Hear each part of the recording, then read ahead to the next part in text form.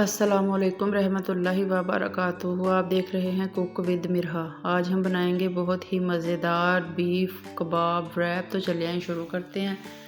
इसको बनाने के लिए मैंने हाफ़ kg बीफ ले लिया है। इसे मैंने अच्छे तरीके से धो के पानी जो है इसका ड्रेन कर लिया है। बोनलेस बीफ है ये मेरे पास 4 से 5 छोटे प्याज हैं, लहसुन है, 4-5 हरी मिर्चें हैं और अदरक का छोटा सा एक पीस है।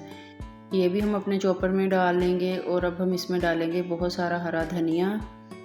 ये हरा धनिया हमने इसमें डाल लिया। 1 चम्मच हम इसमें डालेंगे अनारदाना और 1 चम्मच ही इसमें डालेंगे हम साबुत खुश्क धनिए का। 1 चम्मच हम इसमें नमक डाल लेंगे। 1 चम्मच डालेंगे लाल मिर्च, आधा चम्मच हल्दी डाल लेंगे और हम इसमें डालेंगे 1 चम्मच चिकन पाउडर।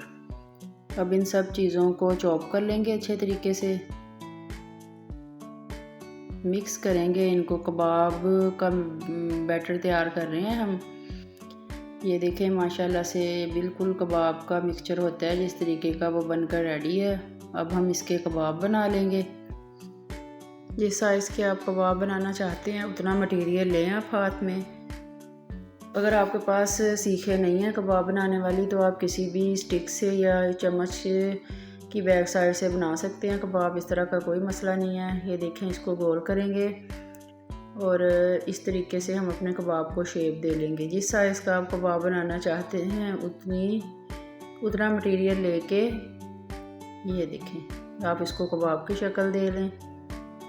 इसी तरीके से हम सारे कबाब जो हैं वो बनाकर रेडी कर लेंगे। अब हम इन्हें डालेंगे ऑयल में। बहुत ज़्यादा हमने इन्हें तेज़ आग पे फ्राई नहीं करना, क्योंकि इस तरीके से बीफ है ना, बीच से कच्चे रह जाएंगे और ऊपर से जल जाएंगे। ये देखें, ग्रिल पैन था मेरे पास, मैं उसमें फ्राई कर रही हूँ इनको। इनके ऊपर अच्छी सी शेप भी आ जाएगी, डिज़ाइन भी आ जाएगा और ये अच्छे तरीके से कुक भी हो जाएंगे। ये मैंने हरी चटनी तैयार कर ली थी। इसमें हरी मिर्चें, पुदीना, लहसुन, नमक डाला है मैंने और थोड़ी सी चिली फ्लेक्स डाले हैं इसमें। दूसरी साइड पे ये मैं थोड़े से फ्राइज़ बना लूँगी। ये देखें, ये तो सब कोई बनाने आते हैं, इसलिए मैंने कहा कि वीडियो ज़्यादा लंबी ना हो। अब हम एक रोटी ले लेंगे। ये बाज़ार से भी मिल जाती हैं बनी बनाई, और आप घर में भी बहुत आसानी से मैदे की बना सकते हैं। इस तरह का कोई मसला नहीं है। आप इसकी जगह पे पराठा भी ले सकते हैं। ये हम इसके ऊपर रखेंगे कबाब और इसके ऊपर रखेंगे हम थोड़े से फ्राइज़, जितने आप पसंद करें। अगर बच्चों के लिए बना रहे हैं तो थोड़े ज़्यादा रख लें, अगर बड़ों के लिए बना रहे हैं तो कबाब ज़्यादा रख लें और फ्राइज़ कम रख लें।